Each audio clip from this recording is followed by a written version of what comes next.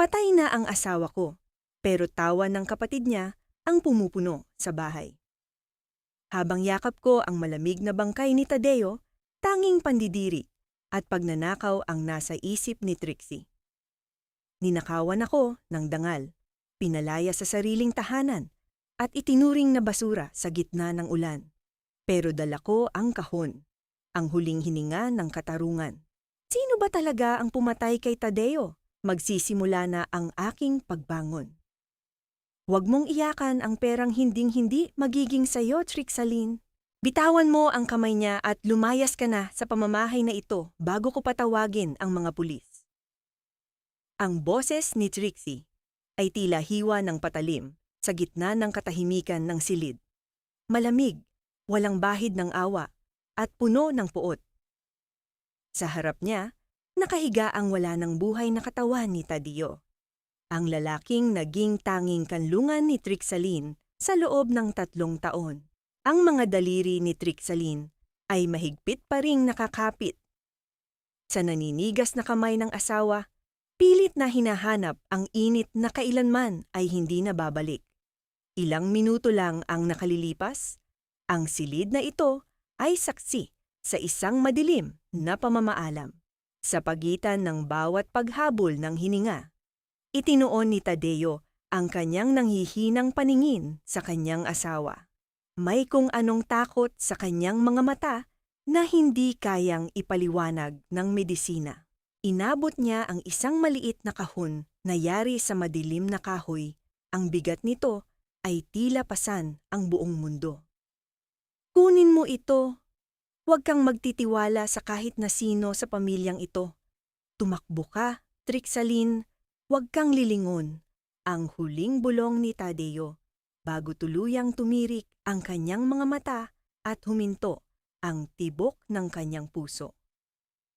Habang ang luha ni Trixaline ay pumapatak sa namumumuting pisngi ng asawa, ang pintuan ng silid ay marahas na bumukas. Walang paggalang sa patay, walang respeto sa nagluluksang byuda. You heard me, right? O baka kailangan ko pang ipasalin sa Tagalog para maintindihan ng utak mahirap mong intindimiento? Pagpapatuloy ni Trixie habang naglalakad palapit, ang tunog ng kanyang sapatos sa sahig na yari sa nara ay tila bawat hakbang ng kamatayan. Kanina pa kami nakatitig sa CCTV. Nakita namin ang kinuha mo sa ilalim ng unan ni Tadeo. Magnanakaw ka talaga, no? Hindi ka lang nakontento sa pagiging asawa ng matanda. Pati ang mga huling ari-arian niya ay gusto mong itakas. Napatayo si Trixaline. Ang kanyang buong katawan ay nanginginig, hindi dahil sa takot, kundi dahil sa matinding kawalan ng katarungan. Ang kanyang lalamunan ay tila punong-puno ng tuyong buhangin, mahapdi, at mahirap igalaw. Kapatid mo siya, Trixie. Patay na siya. Wala ka bang kahit kaunting respeto? Ang tanging lumabas sa kanyang mga labi sa gitna ng higbi. Isang matunog na sampal ang sumagot sa kanya. Ang puwersa nito ay nagdulot ng pagkahilo kay Trixaline, dahilan upang mapabitaw siya sa gilid ng kama. Ang lasa ng dugo ay agad na humalo sa kanyang laway. Don't you dare lecture me about respect! Sigaw ni Trixie. Ang kanyang mukha ay namumula sa galit. Respeto para sa isang katulong na pumasok sa pamilyang ito para lang maminsala. Tirso, itapon mo na ang basurang iyan sa labas. Ngayon din! Mula sa anino ng pintuan, lumitaw ang abogadong si Tirso. Walang emosyon ang kanyang mukha habang hinahawakan ang braso ni Trixaline ng napakahigpit. Sapat na para mag-iwan ng mga pasa sa kanyang maputing balat.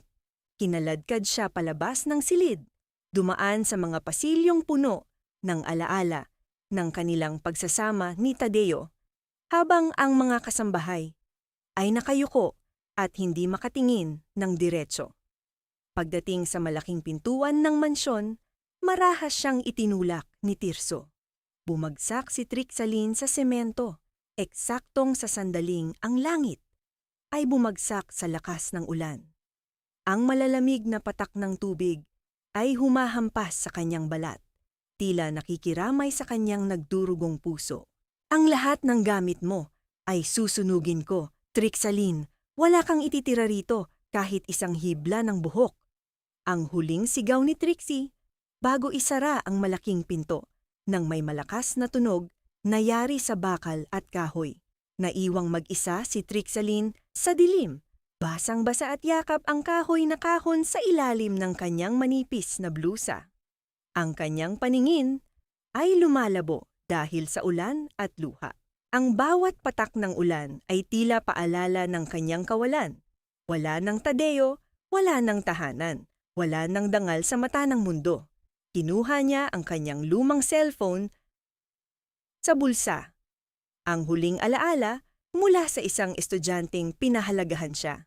Sa gitna ng nanginginig na mga daliri, binuksan niya ang app na konektado sa maliit na kamera. Sa loob ng kanilang kwarto, isang sikretong itinanim nila ni Tadeo bilang proteksyon. Ang screen ay nagliwanag at doon nakita niya ang isang tagpong mas masakit pa sa sampal ni Trixie. Sa loob ng kwarto, habang ang bangkay ni Tadeo ay nasa kama pa, masayang nagbubukas ng champagne si Trixie at Tirso. Sa wakas, sabi ni Trixie sa screen, ang kanyang boses ay puno ng tagumpay. Patay na ang sagabal! Hanapin mo ang kahon na iyon, Tirso! Doon nakatago ang lahat ng magpapabagsak sa atin. Kailangang makuha natin iyon bago pa matuklasan ng babaeng iyon kung ano talaga ang pumatay sa kapatid ko. Napatigil ang mundo ni Trixaline. Ang kanyang hininga ay tila naputol. Ang init ng galit ay nagsimulang gumapang mula sa kanyang kalamnan. Unt-unting tinutunaw ang lamig ng ulan. Ang mga salitang pumatay sa kapatid ko ay paulit-ulit na umalingaw-ngaw sa kanyang isipan. Hindi ito isang simpleng sakit sa puso. Ito ay isang pagpatay. Sa gitna ng kalsada, habang ang baha ay nagsisimulang tumaas, itinuon ni Trixaline ang kanyang paningin sa saradong pinto ng mansyon. Ang kanyang mukha na dati ay puno ng amo ay napalitan ng isang determinasyong hindi matitibag. Hanggang kailan kailangang magtiis ng isang pusong walang ibang hangad, kundi ang magmahal bago ito tuluyang mawasak ng kasakiman ng iba. O sadyang ang pagkawasak na ito ang magsisilbing pundasyon para sa isang pagbangon na yayanig sa lahat ng kanilang kasinungalingan? Ganyan talaga ang buhay, Ma'am Trixaline. Ang mga taong walang puso, laging busog ang bulsa, habang ang mga tapat ay pinapakain ng sarili nilang luha. Ang mga salitang ito mula kay Timo ay tila isang haplos ng katotohanan sa gitna ng nanunuot na lamig. Sa loob ng isang maliit at madilim na computer shop sa gilid ng highway, nakaupo si Trixaline sa isang plastik na upuan. Ang kanyang suot na blusa ay basa pa rin ng ulan, dumidikit sa kanyang balat, na tila isang paalala ng malupit na gabing kanyang dinaanan.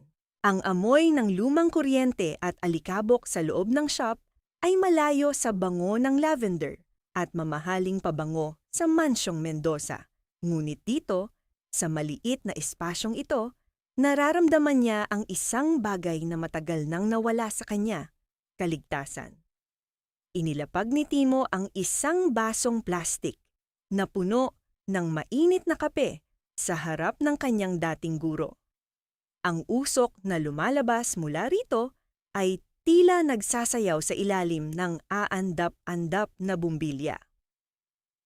Inumin niyo muna ito, ma'am.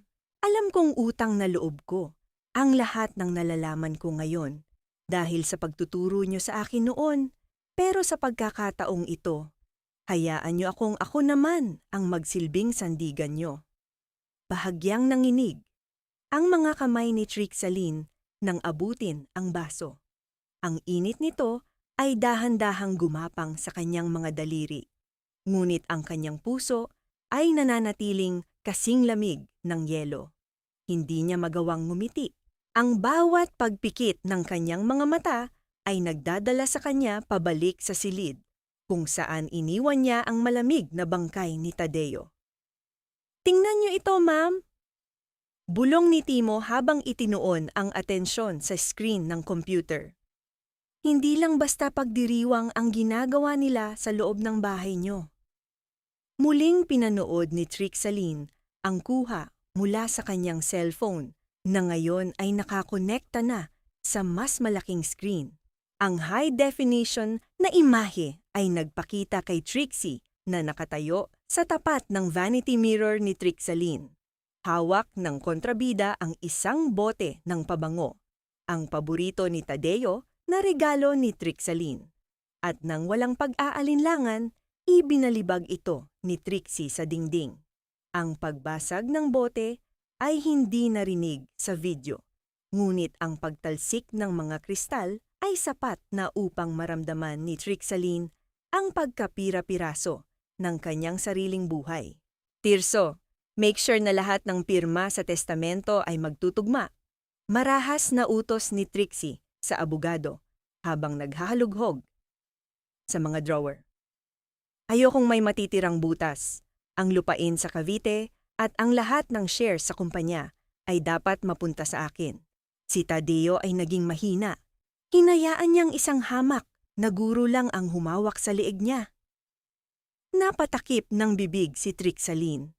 Ang bawat salita ni Trixie ay tila lason na unti-unting pumapatay sa kanyang natitirang tiwala sa sangkatauhan. Ngunit ang mas nakakapanghina ay ang sumunod na tagpo.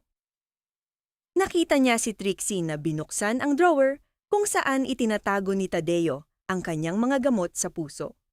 Kumuha si Trixie ng isang maliit na puting bote. Tiningnan ito ng may mapait na ngiti at mabilis na isinilid sa kanyang bulsa. "Timo, ano yon?" tanong ni Trixaline. Ang kanyang boses ay halos pabulong na lamang dahil sa takot. "Iyan ang gamot na iniinom ni Tadeo gabi-gabi." Bakit itinatago ni Trixie? "Iyan ang kailangan nating malaman, ma'am," sagot ni Timo. Ang kanyang mukha ay seryoso habang mabilis na pinipindot ang keyboard. Kung ang gamot na iyon ang dapat na nagliligtas sa kanya, bakit tila ito pa ang naging mitsa ng kanyang pagpanaw? May kung anong mali rito. Ang bawat galaw ni Trixie ay planado. Tila ba hinihintay lang nilang malagutan ng hininga si Sir Tadeo. Napatingin si Trixaline sa kahoy na kahong yakap-yakap niya. Ang bigat nito ay hindi na lamang dahil sa material, kundi dahil sa katotohanang nakabaon sa loob nito. Dahan-dahan niyang hinaplos ang ukit ng kahoy. Nararamdaman niya ang espiritu ni Tadeo sa bawat kurba nito, isang tahimik na pagsusumamo para sa katarungan. "Gusto nilang maging biktima ako ng sarili kong pananahimik, Timo," wika ni Trixaline. Ang kanyang mga mata ay nagsimulang mag-apoy sa determinasyon. "Ginamit nila ang pagiging mabait ko laban sa akin. Akala nila dahil guro ako, hanggang libro lang ang alam ko. Pero nakalimutan nila, ang isang guro ang nagtuturo kung ano ang tama at mali." Ngunit sa gitna ng kanilang pag-uusap, ang katahimikan ng gabi ay nabasag ng isang kakaibang tunog. Ang cellphone ni Trixaline na nakapatong sa mesa ay biglang nagliwanag. Isang numero na walang pangalan ang lumabas sa screen. Nagkatinginan sina Timo at Trixaline. Sa loob ng computer shop, ang tanging maririnig ay ang mahinang ugong ng mga electric fan at ang mabilis na tibok ng puso ni Trixaline. Sinagot niya ang tawag ng may nanginginig na tinig. "Hello?" Isang malalim at malamig na boses ng lalaki ang sumagot sa kabilang linya. Isang boses na tila nanggagaling sa ilalim ng lupa. "Trixaline! Mendoza, alam namin kung nasaan ka. Akala mo ba ay makakatakas ka ng ganoon kadali? Ang kahon na hawak mo ay hindi sa'yo. Ibalik mo iyan sa mansyon bago pa kami ang pumunta dyan at kumuha nito, kasama ang buhay mo. Nabitawan ni Trixaline ang baso ng kape. Ang maitim na likido ay kumalat sa sahig, tila isang mantsa na hindi na mabubura. Ang boses na iyon ay hindi kay Tirso, at lalong hindi kay Trixie. May iba pang nagmamasid sa kanya. May mas malalim pang puwersa ang nakatago sa likod ng mga Mendoza. "Sino ito?" Sigaw ni Trixaline, ngunit ang tawag ay agad na naputol. Napatayo si Timo at mabilis na tiningnan ang labas ng shop sa pamamagitan ng salaming pinto. Sa kabilang dako ng kalsada, isang itim na sasakyan ang nakaparada nang walang ilaw. Ang mga bintana nito ay madilim na tila mga matang nakatitig sa kanila. "Ma'am, kailangan na nating umalis dito," bulong ni Timo habang mabilis na nililigpit ang kanilang mga gamit. "Hindi lang si Trixie ang kalaban natin. Mukhang may mas malaki silang itinatago kaysa sa lupain at pera." Yinakap ng mahigpit ni Trixaline ang kahon.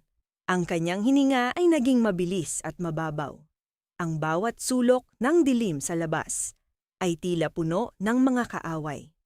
Ngunit sa gitna ng kanyang takot, isang kaisipan ang nananatiling malinaw. Hindi siya titigil hanggat hindi niya nalalaman kung ano ang laman ng bote ng gamot na kinuha ni Trixie. At kung ano ang tunay na dahilan kung bakit kailangang mamatay ni Tadeo sa gitna ng gabi. Ang laban ay hindi pa tapos. Ito ay nagsisimula pa lamang. "Trixaline, patawarin mo ako kung iiwan kita sa gitna ng isang labang hindi mo naman pinili. Patawarin mo ako dahil hindi mo kita nagawang protektahan hanggang sa huli." Ang boses na iyon, ang boses na madalas bumubulong sa kanyang pandinig tuwing ng gabi upang pagaanin ang kanyang loob, ay muling umalingaw-ngaw sa loob ng maliit na silid ni Timo. Ngunit sa pagkakataong ito, hindi ito galing sa isang mainit na yakap. Galing ito sa mga speaker ng laptop, malamig, garalgal, at puno ng pamamaalam. Napako ang tingin ni Trixaline sa monitor. Ang bawat salita ni Tadeo ay tila isang palasong tumitimo sa kanyang dibdib. Ang kanyang mga kamay ay mahigpit na nakakapit sa gilid ng mesa. Ang kanyang mga kuko ay tila ibinabaon sa kahoy upang pigilan ang sarili sa tuluyang paghagsak. Ang kanyang puso ay tila pinipiga ng isang dambuhalang kamay, nagdudulot ng isang uri ng hapdi na hindi kayang pawiin ng kahit anong gamot. Kung naririnig mo ito, Trixaline, marahil ay wala na ako. Pagpapatuloy ng recording ni Tadeo. "Matagal ko nang napapansin ang pagbabago sa lasa ng aking mga gamot.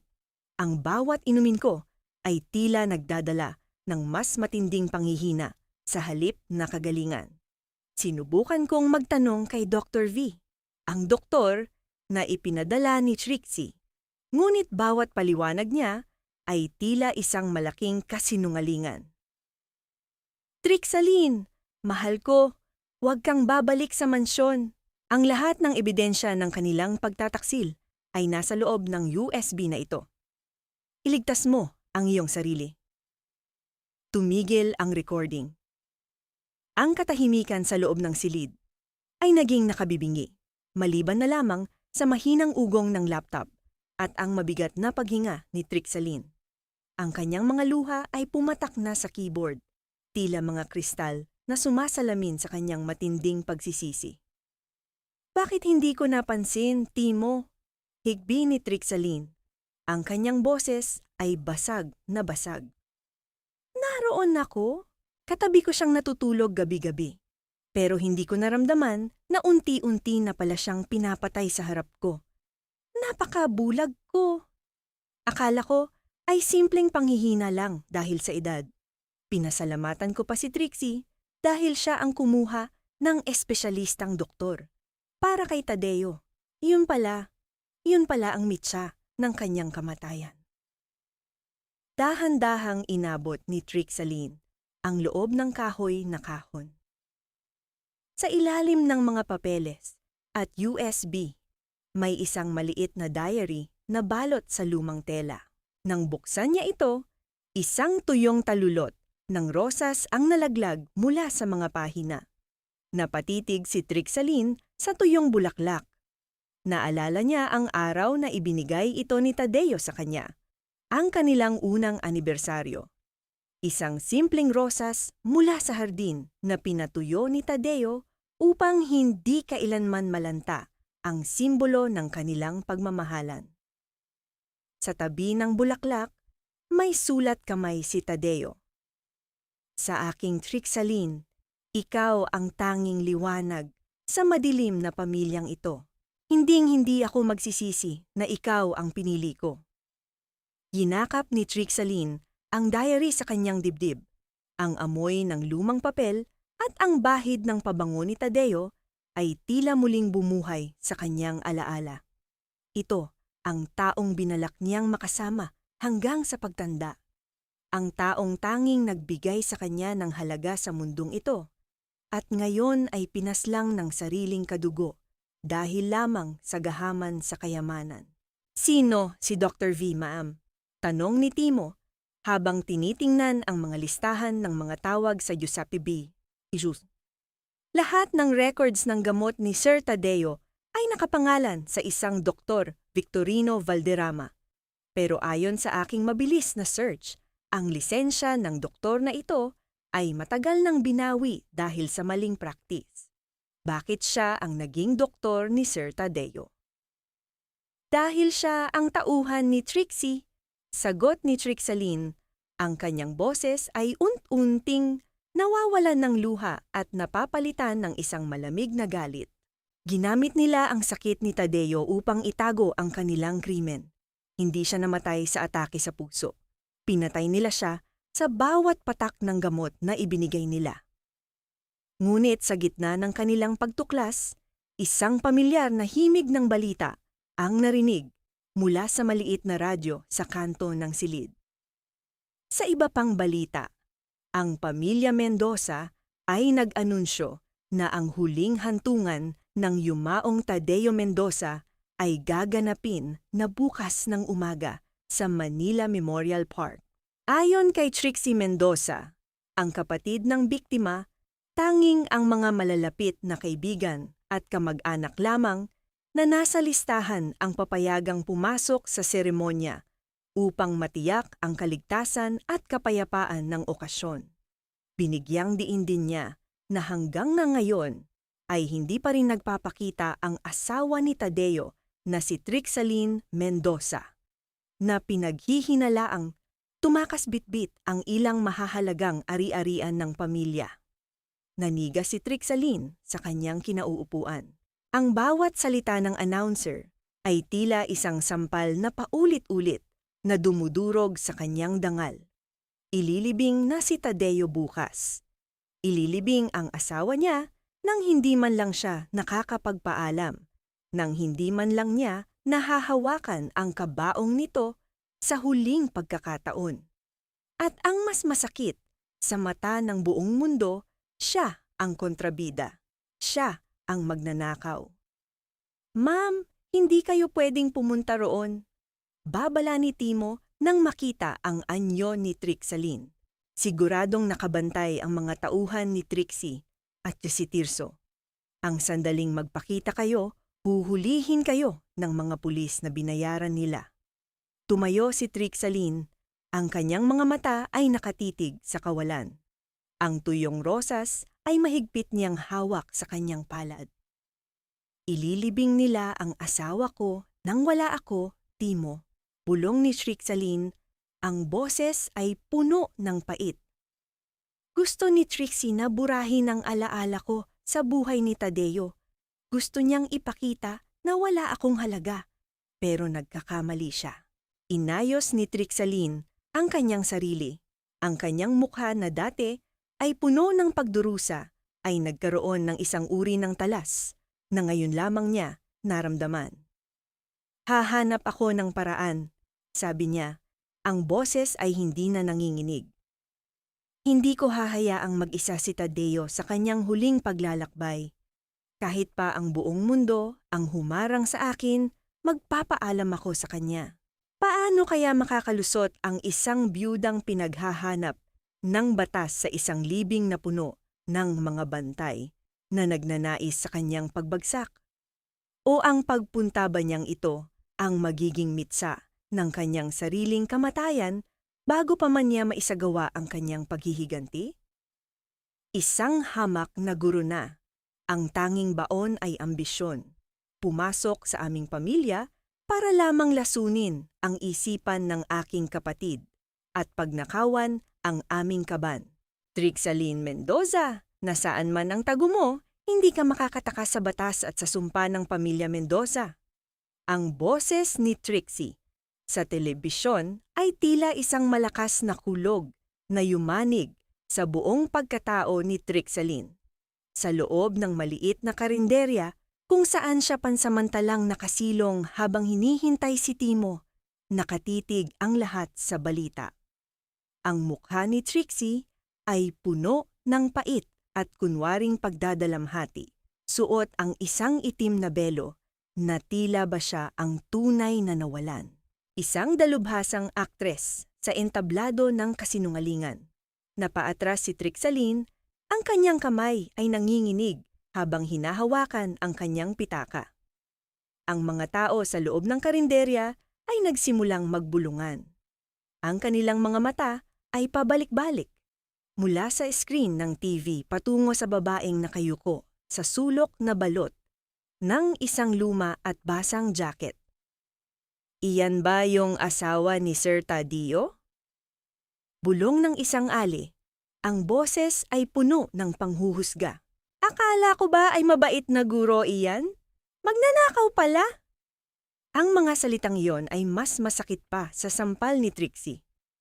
Ang reputasyon na binuo ni Trixaline sa loob ng maraming taon bilang isang tapat na guro sa Cavite ay tila telang pinunit-punit at itinapon sa putikan sa loob lamang ng isang gabi.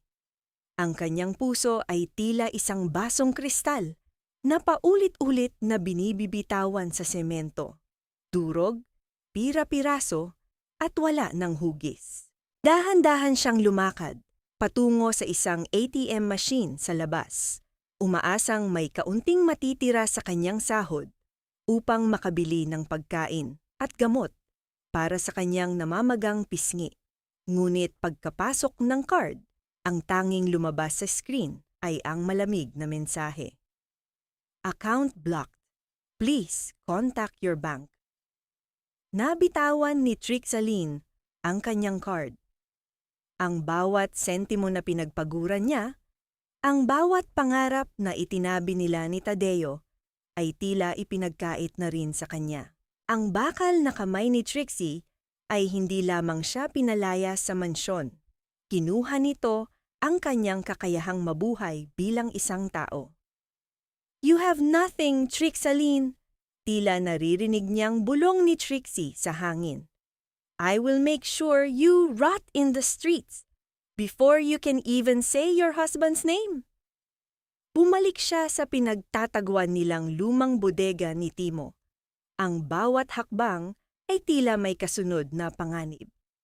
Ang bawat anino sa eskinita ay tila isang kaaway na handang dambahin siya. Ang gutom at pagod ay nagsimulang sumuko sa kanyang katawan, ngunit ang kanyang isipan ay nananatiling gising, binubuhay ng apoy ng kawalan ng katarungan. Ma'am, huwag kayong lalabas! Ang bungad ni Timo sa kanya. Ang mukha ay putlang-putla habang nakatingin sa bintana. Anong nangyayari, Timo? Tanong ni Trixaline. Ang kanyang boses ay halos pabulong na lamang sa tindi ng kaba. Ginamit ni Trixie ang kanyang koneksyon sa barangay at sa kapulisan. Paliwanag ni Timo habang mabilis na pinapatay ang mga ilaw sa loob. Naglabas sila ng warrant of arrest laban sa inyo para sa kasong qualified theft at falsification of documents. Sinabi nila sa buong bayan na itinakbo nyo ang mga alahas at titulo ng lupa ng pamilya Mendoza. Isang matinding katahimikan ang bumalot sa kanila, maliban na lamang sa tunog ng mabilis na paghinga ni Trixaline. Ang bawat pintig ng kanyang puso ay tila isang tambol na nagbababala ng paparating na unos. Isang guro, isang byuda, isang biktima. Ngayon ay isa ng kriminal sa mata ng batas na kanyang itinuturo noon sa kanyang mga estudyante. Biglang, ang katahimikan ay nabasag ng tunog ng mabibigat na sapatos sa labas ng bodega.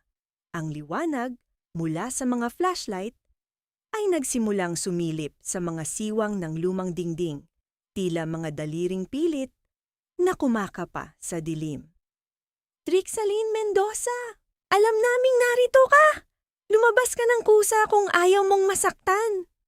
Ang sigaw ng isang lalaki ay umalingaw-ngaw sa buong paligid. Kasunod ang malakas na paghampas ng kamay sa pintuang yari sa yero. Napaatras si Trixaline sa pinakamadilim na sulok. Ginakap ng mahigpit ang kahoy na kahon ni Tadeo.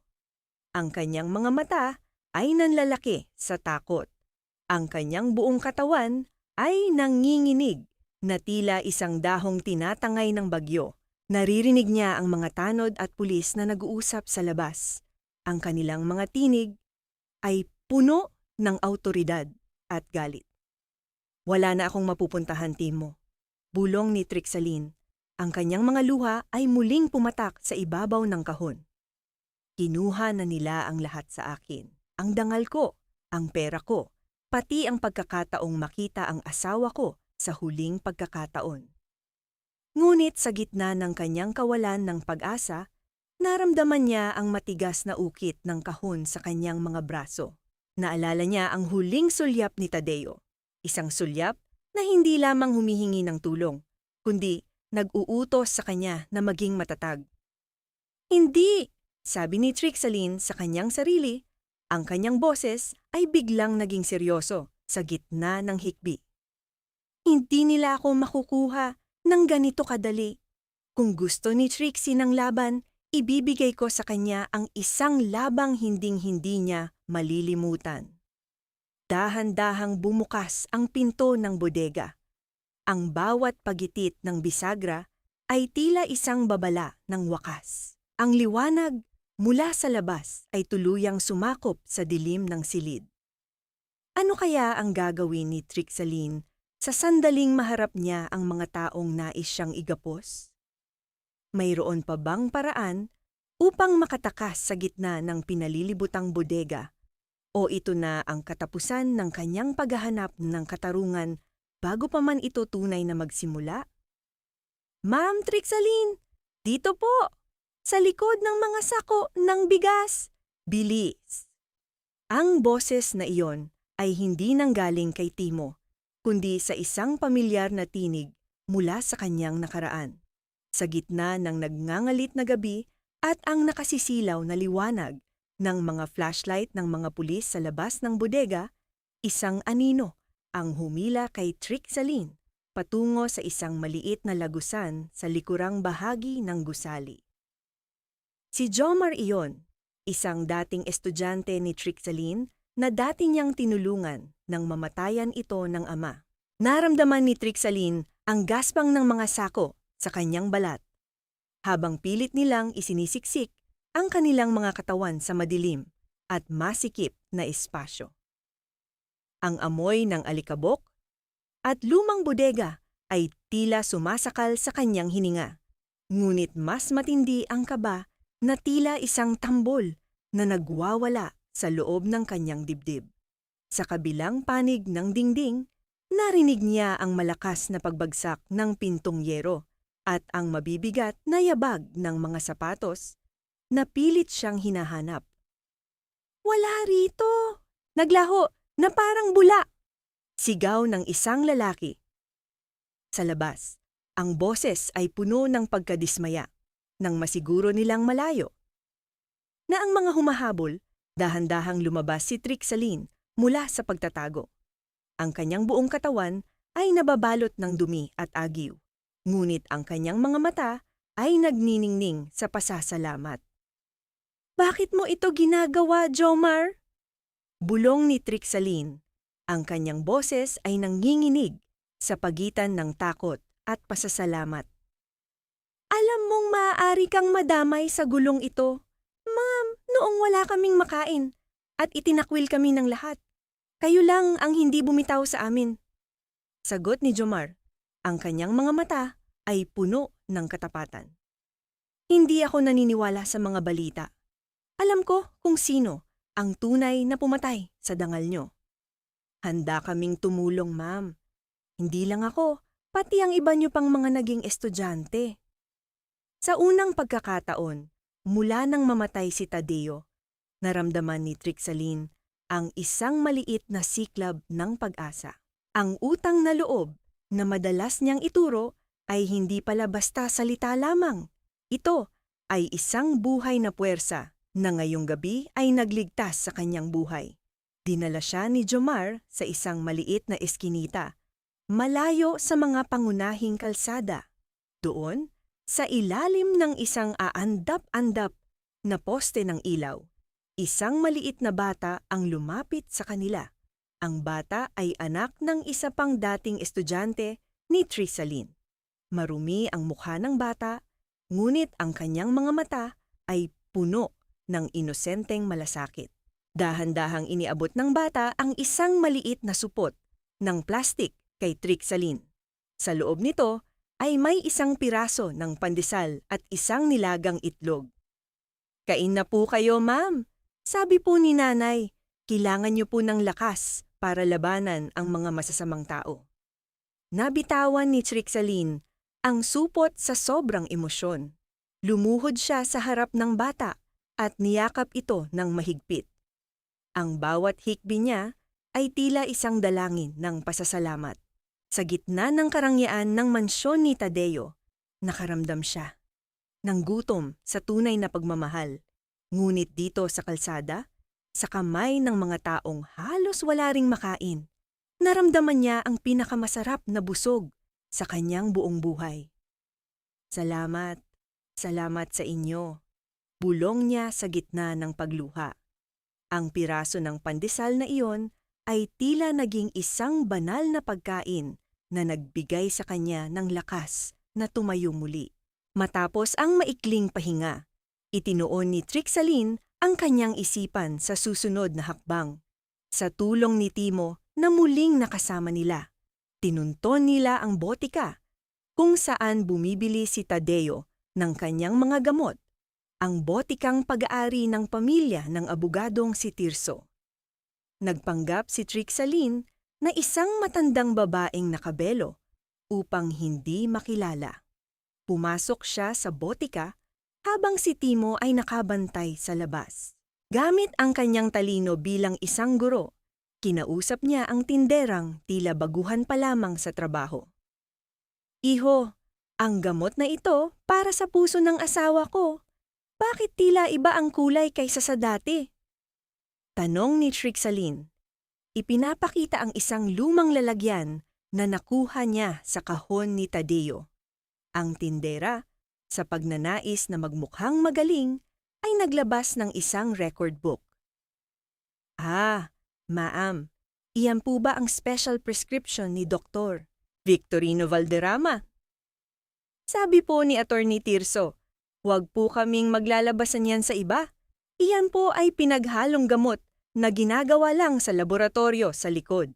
Hindi po yan mabibili sa ordinaryong botika." Nanlamig ang buong katawan ni Trixaline. Ang pagkumpirma ng tindera ay tila isang hatol ng kamatayan. Ang gamot na dapat ay nagpapatibay sa puso ni Tadeo ay isang espesyal na timpla na ginawa mismo sa ilalim ng pamamahala ni Tirso at Trixie.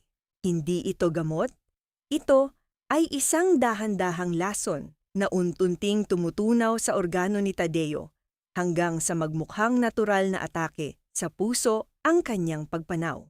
Mabilis na kinuha ni Trixaline ang kanyang cellphone at palihim na kinuhanan ng larawan ang record book habang abala ang tindera sa pagkuha ng ibang gamot. Ang bawat pitik ng kamera ay tila isang kuko na bumaon sa katotohanan. Ngunit bago pa siya makalabas ng botika, ang tunog ng isang sasakyan na huminto sa harap ng tindahan ay nagpatigil sa pintig ng kanyang puso. Isang itim na SUV, ang eksaktong sasakyang nakita niya sa labas ng computer shop ni Timo. Bumaba mula sa sasakyan ang isang lalaking naka-Amerikana. Hindi si Tirso, kundi isang mas malaking lalaki na may nakakatakot na presensya. Pumasok ito sa botika at dahan-dahang itinuon ang paningin sa babaeng nakabelo sa tapat ng counter. May problema ba rito? Tanong ng lalaki. Ang kanyang boses ay tila isang malalim na ugong ng paparating na bagyo. Naramdaman ni Trixaline ang pagtulo ng malamig, napawis sa kanyang likuran. Ang record ng ebidensya ay nasa loob na ng kanyang bulsa. Ngunit ang pintuan palabas ay tila milya-milya ang layo. Paano niya malalampasan ang panganib na ito kung ang bawat galaw niya ay tila binibilang na ng tadhana? Paalam, Tadeo. Dadalhin mo sa hukay ang lahat ng yaman natin, habang ang asawa mo ay namumulot ng basura sa sarili mong libing. Napakagandang katapusan para sa isang napakahinang lalaki. Ang bulong na iyon ni Trixie, bagamat mahina, ay tila isang malakas na pasabog sa pandinig ni Trixaline. Nakayuko si Trixaline, suot ang isang malaking sombrero at ang kupas na uniporme ng isang tagalinis sa sementeryo. Hawak niya ang isang walis tingting at plastik na sako. Pilit na itinatago ang kanyang mukha sa likod ng malaking salamin at face mask. Ang amoy ng mga sariwang bulaklak at mamahaling insenso sa paligid ng puting kabaong ni Tadeo ay humahalo sa amoy ng pawis at alikabok sa kanyang katawan. Ito ang mitya ng kanyang pinakamatinding pagdurusa. Ang makita ang lalaking tanging nagmahal sa kanya na nakapiit na sa loob ng isang kahon, habang ang mga taong pumaslang dito ay nagpapakitang tao sa harap ng mga kamera ng media. Sa paligid ng hukay, nagtipon ang mga makapangyarihang tao ng Cavite. Nakasuot si Trixie ng isang mamahaling itim na terno. Ang kanyang mga mata ay natatakpan ng madilim na salamin at paminsan-minsan ay naglalabas siya ng panyo upang punasan ang mga luhang alam ni Trixaline na hindi kailanman nanggaling sa puso. Sa tabi niya, nakatayo si Tirso, seryoso ang mukha at tila isang tapat na tagapagtanggol ng pamilya Mendoza. Nanginig ang mga kamay ni Trixaline habang dahan-dahang nagwawalis ng mga tuyong dahon malapit sa paanan ng kabaong. Ang distansya sa pagitan niya at ni Tadeo ay ilang hakbang na lamang, ngunit tila ito ay isang bangin na hindi na niya malalakbay.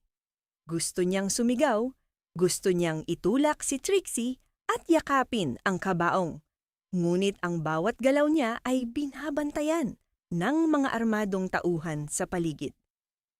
Sayang talaga si Sir Tadeo, bulong ng isang kasamahan ni Trixaline na tunay na tagalinis. Mabait na tao iyon, pero balita ko, niloko raw ng asawa. Kita mo nga, ni hindi nagpakita ngayong libing, nakakahiya. Napapikit ng mariin si Trixaline. Ang bawat salita ng panghuhusga ay tila isang pako na ibinabaon sa kanyang sariling kabaong. Ang sakit ng pagkawala ni Tadeo ay nadodoble dahil sa lason ng maling akala na ipinakain ni Trixie sa buong mundo. Dahan-dahang lumapit si Trixie sa kabaong upang mag-alay ng huling rosas. Yumuko siya ng bahagya, tila may ibinubulong na panalangin. Ngunit sa pwesto ni Trixaline, nakita niya ang bahagyang pag-angat ng gilid ng labi ni Trixie, isang mapait na ngiti ng tagumpay. Isang nangiting nagsasabing nakuha na niya ang lahat ng gusto niya. Naramdaman ni Trixaline ang pag-akyat ng init mula sa kanyang sikmura patungo sa kanyang lalamunan. Ang kanyang puso ay tila isang tambol na nagwawala. Bawat tibok ay sumisigaw ng katarungan. Kinuha niya ang isang dakot ng lupa mula sa gilid ng hukay. Ang gaspang nito ay bumaon sa kanyang palad. Sa loob ng kanyang isipan, nangako siya. Tadeo, hindi kanila dinala rito para mabulok. Dinala kanila rito para maging binhi ng kanilang pagkawasak. Pangako ko sa iyo, bawat patak ng lason na ibinigay nila sa iyo, ibabalik ko sa kanila sa anyo ng katotohanan. Nagsimula ng ibaba ang kabaong sa ilalim ng lupa. Ang tunog ng mga bakal na kadena na dahan-dahang bumibitaw sa bigat ni Tadeo ay tila isang huling hininga na naglaho sa hangin. Ang bawat pagbagsak ng lupa sa ibabaw ng kabaong ay tila bawat sipa ni Trixie sa buhay ni Trixaline. Habang nagsisyalisan ang mga tao, nanatili si Trixaline sa malayo, nagkukunwaring abala sa paglilinis ng mga kalat na iniwan ng mga panauhin. Napansin niyang lumalakad si Tirso patungo sa direksyon niya. Ang kanyang mga mata ay matalas na tila isang lawin na naghahanap ng biktima. Nataranta si Trixaline. Yumuko siya ng husto, pilit na iniiwas ang kanyang paningin. Ngunit dahil sa tindi ng kanyang kaba at ang dulas ng semento dahil sa ambon, biglang nadulas ang kanyang paa. Sa pagtatangka niyang huwag tuluyang bumagsak, tumama ang kanyang kamay sa kanyang mukha, dahilan upang mahulog ang kanyang suot na malaking salamin sa harap mismo ng mga sapatos ni Tirso. Tumigil ang mundo ni Trixaline. Ang malamig na simoy ng hangin ay tila naging yelo sa kanyang balat. Dahan-dahang yumuko si Tirso upang pulutin ang salamin. Ang kanyang mga mata ay dahan-dahang tumingin sa mukha ng tagalinis. Isang sandali ng katahimikan ang namayani.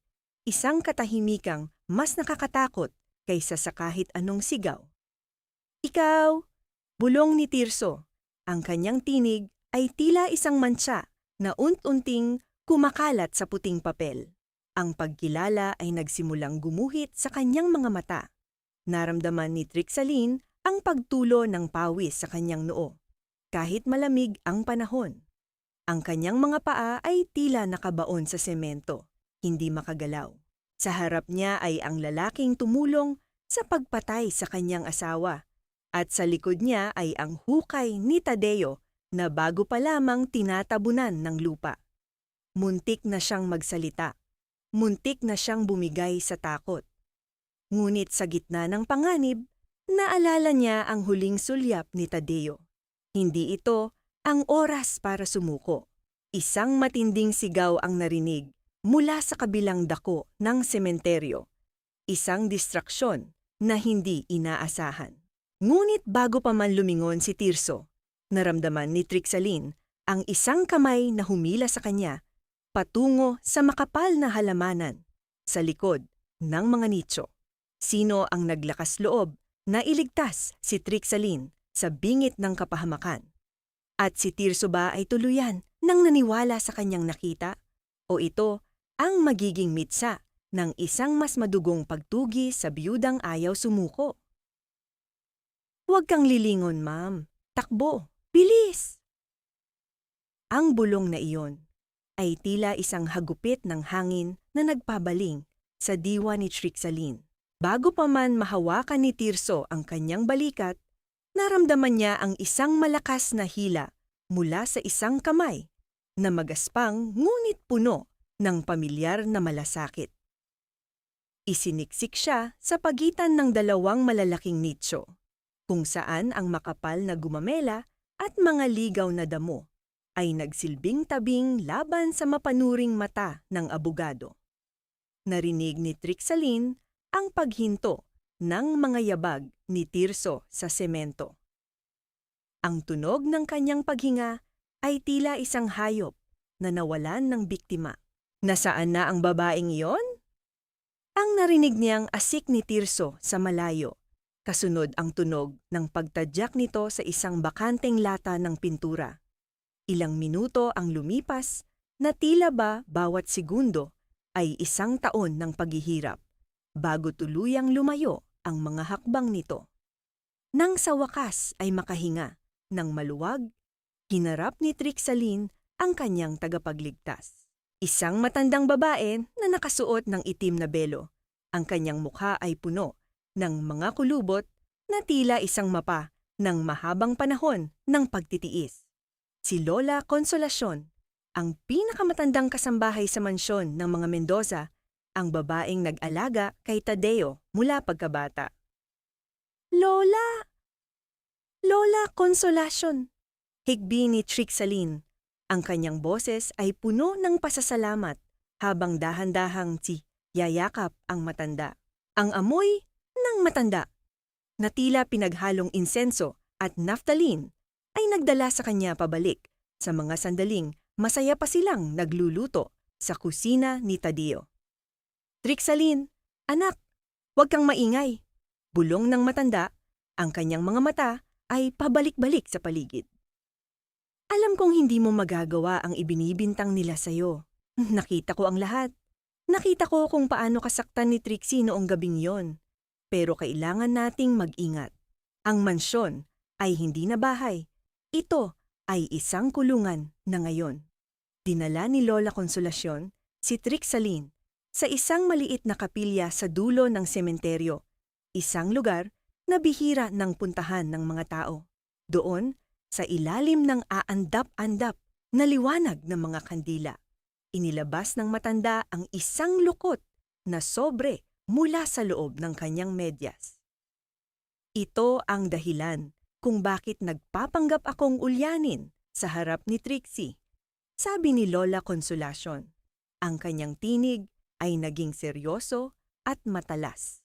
Akala nila ay wala na akong naiintindihan, pero bawat usapan nila ni Tirso ay naririnig ko. Alam ni Tadeo na darating ang araw na ito. Noong huling gabi niya, tinawag niya ako sa kanyang kwarto nang tulog ka na. Pinatago niya sa akin ito. Nanginginig ang mga kamay ni Trixaline habang binubuksan ang sobre. Sa loob nito ay isang liham na isinulat ni Tadeo sa huling pagkakataon na may lakas pa siya.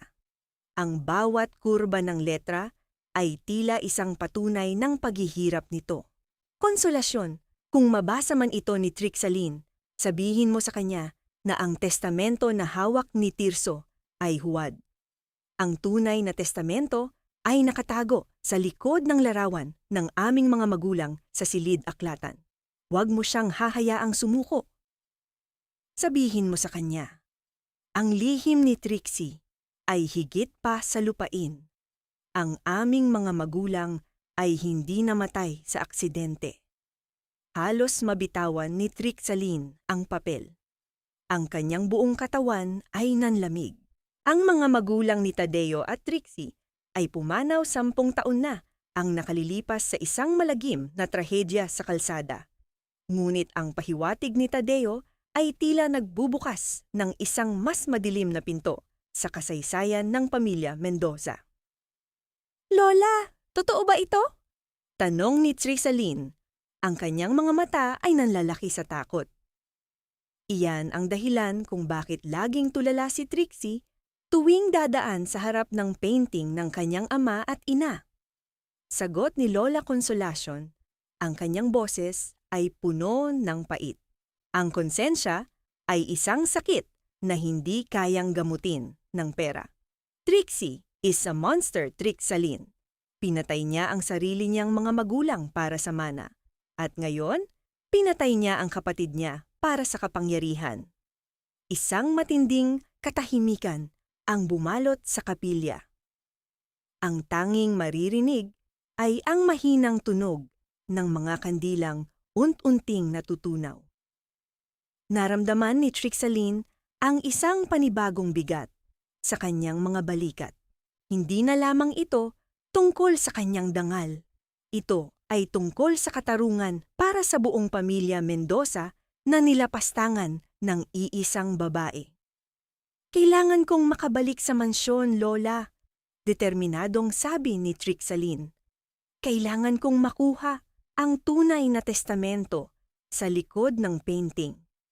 Napakadelikado, anak, babala ng matanda. Puno ng mga tauhan ni Tirso ang bawat sulok. Ang sandaling makita kanila, hindi ka na makakalabas ng buhay. Guro ako, Lola. Marunong akong magplano. Sagot ni Trixaline. Ang kanyang mukha ay nagpakita ng isang uri ng tapang na hindi niya akalaing taglay niya. Gagamitin ko ang lahat ng itinuro sa akin ni Tadeo tungkol sa bahay na iyon. Hindi nila ako makikita hangga't hindi ko hawak ang katotohanan. Ngunit sa gitna ng kanilang bulungan, narinig nila ang tunog ng isang sasakyang huminto sa labas ng kapilya. Ang liwanag ng mga headlight ay tumagos sa mga bintanang yari sa makukulay na salamin, nagpapakita ng mga aninong mabilis na gumagalaw patungo sa pintuan. Hanapin niyo ang bawat sulok. Hindi maaring lumayo ang matanda at ang babaeng iyon. Ang sigaw ni Tirso ay umalingaw-ngaw sa gabi. Kasunod ang tunog ng mga sapatos na naglalakad sa mga tuyong dahon sa labas. Napatitig si Trixaline kay Lola Consolacion. Ang tanging labasan ay ang maliit na bintana sa likod ng altar. Paano makakatakas ang isang matanda at isang byuda sa gitna ng mga armadong tauhan na determinadong ibaon ang kanilang sikreto sa hukay? At ano ang mangyayari kung sa huling sandali, ang takot ni Lola Consolacion ay maging dahilan upang siya ang bumitaw sa kamay ni Trixaline? Alam kong naririyan ka, Trixaline. Huwag mo nang pahirapan ang sarili mo. Isang hamak na guro ka lang, hindi ka sanay sa ganitong laro. Lumabas ka na bago pa madamay ang matandang yan. Ang tinig ni Tirso ay tila isang malapot na putik na gumagapang sa loob ng maliit na kapilya. Sa likod ng altar, magkayakap sina Trixaline at Lola Consolacion. Ang kanilang mga hininga ay pinipigil hanggang sa puntong sumasakit na ang kanilang mga dibdib. Ang tunog ng mga sapatos ni Tirso sa lumang baldosa ay tila bawat tibok ng orasan na nagbibilang ng huling sandali ng kanilang kalayaan. Anak, makinig ka sa akin! Bulong ni Lola Consolacion. Ang kanyang boses ay halos hindi marinig sa tindi ng kaba. Iwan mo na ako rito! Ako ang lalabas! Hindi nila ako sasaktan dahil alam nilang ulyanin ako sa paningin nila. Tumakas ka sa bintana sa likod. Takbuhin mo ang daan patungo sa lumang bodega sa labas ng sementeryo. Doon tayo magkita. Hindi po, Lola. Hindi ko kayo iiwan. Giit ni Trixaline. Ang kanyang mga luha ay muling pumatak sa ibabaw ng sobrang hawak niya. Makinig ka! Ikaw lang ang may hawak ng katotohanan. Mariing sabi ng matanda, habang dahan-dahang tinataboy si Trixaline patungo sa bintana. Para kay Tadeo ito, Trixaline! Para sa katarungan! Wala nang nagawa si Trixaline, kundi ang sumunod. Sa gitna ng dilim, at ang matatalas na tinik ng mga halaman sa labas, dahan-dahan siyang lumusot sa maliit na bintana. Narinig niya ang pagbukas ng malaking pinto ng kapilya at ang sigaw ni Tirso, kasunod ang mahinahong boses ni Lola Consolacion na nagkukunwaring naliligaw. Tumakbo si Trixaline. Tumakbo siya nang hindi lumingon, kahit ang kanyang mga paa ay sugat-sugat na sa matatalas na bato. At ang kanyang damit ay punit-punit na sa mga sanga ng puno. Ang tanging liwanag na gabay niya ay ang aandap-andap na buwan sa langit. Pagdating niya sa abandonadong bodega na sinabi ni Lola Consolacion, ang paligid ay nakabibingi ang katahimikan. Ang amoy ng kalawang at nabulok na kahoy ay sumalubong sa kanya. Ngunit sa halip na si Lola Consolacion, ang bumungad sa kanya ay ang nakasisilaw na liwanag ng isang flashlight. Ang daling utuin ng isang pusong puno ng emosyon, hindi ba? Lumabas si Tirso mula sa anino ng isang malaking poste. Ang kanyang mukha ay may nakakalokong ngiti. Sa likod niya ay 2 armadong lalaki. Napako si Trixaline sa kanyang kinatatayuan. Ang bodega pala ay hindi tagwan, kundi isang bitag na sadyang inihanda para sa kanya. Nasaan si Lola Consolacion? Sigaw ni Trixaline. Ang kanyang boses ay pumiyok sa tindi ng galit at pag-aalala. Huwag kang mag-alala sa matandang yon. Ligtas siya. Sa ngayon. Sagot ni Tirso habang dahan-dahang lumalapit. Trixaline, maging praktikal tayo. Isang pirasong USB at lumang papeles lang ang hawak mo. Ano ang laban niyan? Sa milyon-milyong pera at koneksyon ni Trixie Mendoza, ibigay mo sa akin ang kahon at bibigyan kita ng sapat na pera para makapagsimula ka sa ibang bansa. Isang buhay na malayo sa hirap, malayo sa pamilya Mendoza. Tiningnan ni Trixaline ang abogado. Ang lalaking ito ay pinagkatiwalaan ni Tadeo, ngunit sa huli ay naging aso ni Trixie para sa pera. Ang bawat salita ni Tirso ay tila isang lason na pilit na sumisira sa kanyang prinsipyo. Ang katarungan ay hindi nabibili, attorney. Mahinahong sabi ni Trixaline, bagamat ang kanyang buong katawan ay nanginginig sa takot. Ang perang iniaalok mo ay amoy dugo ni Tadio. Akala mo ba ay makakatulog ka ng mahimbing sa gabi habang alam mong bawat sentimong hawak mo ay mitsa ng buhay ng isang mabuting tao? Nawala ang ngiti sa mukha ni Tirso. Ang kanyang mga mata ay naging kasing dilim ng gabi sa labas. Ang mga idealismo mong iyan ang papatay sa'yo, Trixaline. Akala mo ba ay bayani ka? Isa ka lang biyudang walang mukhang maihaharap sa mundo dahil sa mga balitang ipinakalat namin. Dahan-dahang inabot ni Tirso ang kanyang bulsa at inilabas ang isang itim na bagay na yari sa bakal. Ang tunog ng pagkasa ng baril ay bumasag sa katahimikan ng bodega. Isang tunog na tila huling hininga ng pag-asa. Itinutok ni Tirso ang dulo ng baril sa noo ni Trixaline. Ang lamig ng bakal ay naramdaman ni Trixaline sa kanyang balat. Isang haplos ng kamatayan na tila ba hinihintay na lamang ang pagkalabit ng gatilyo. Huling pagkakataon, Trixaline, asik ni Tirso. Ang kanyang boses ay puno ng panggigigil. Ang kahon o ang utak mo ang magkakalat sa sahig na ito? Pumili ka. Napapikit si Trixaline. Sa loob ng kanyang isipan, nakita niya ang mukha ni Tadeo na nakangiti sa kanya sa ilalim ng puno ng mangga sa Cavite. Naramdaman niya ang bigat ng kahon sa kanyang mga braso. Ang kahon na naglalaman ng lahat ng ebidensya ng kanilang kasamaan. Kung ibibigay niya ang kahon, mabubuhay siya pero mamatay ang katarungan. Kung mananatili siyang matatag, ito na ang huling gabi ng kanyang buhay. Isang malakas na kalabog ang narinig mula sa bubungan ng bodega, dahilan upang sandaling mapalingon si Tirso at ang kanyang mga tauhan. Sa isang iglap, isang madilim na anino ang bumagsak mula sa itaas, diretso sa harap ni Trixaline. Sino ang dumating sa gitna ng hapit na panganib? Ito ba ang magliligtas kay Trixaline o ito ang magiging mitsa ng isang mas madugong sagupaan sa loob ng abandonadong bodega? Ang nakasisilaw na liwanag mula sa itaas ay tila isang bituin na biglang bumagsak sa gitna ng kadiliman ng bodega. Kasunod nito ay ang pagbagsak ng isang mabigat na bagay sa semento na lumikha ng isang alingawngaw na tila bumasag sa katahimikan ng gabi.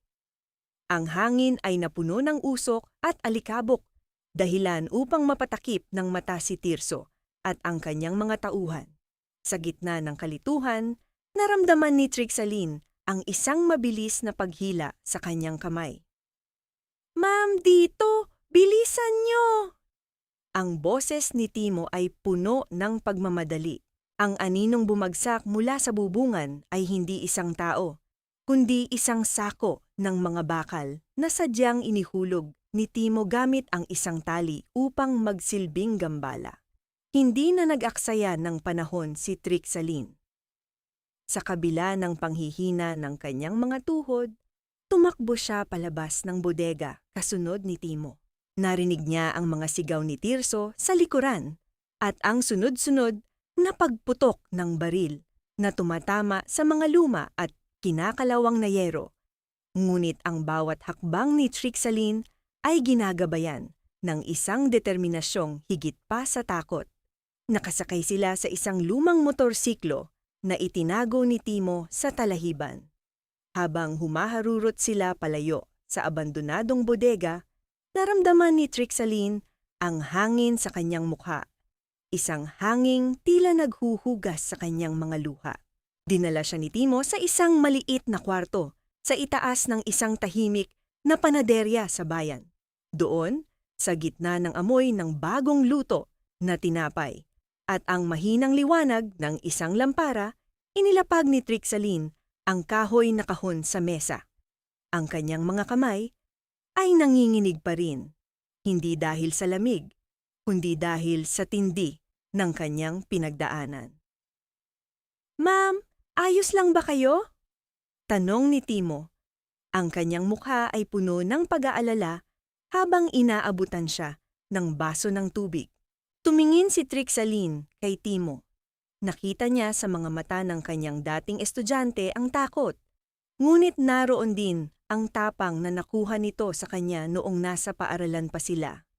Dahan-dahang hinawakan ni Trixaline ang kamay ni Timo. "Timo, salamat. Pero sapat na ang pagtakbo," sabi ni Trixaline.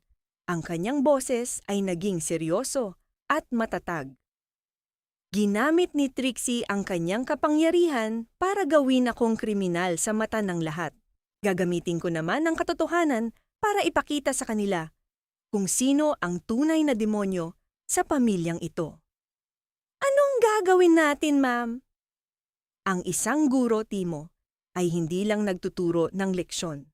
Marunong din kaming magwasto ng mga maling sagot, wika ni Trixaline, habang binubuksan ang USB mula sa kahon.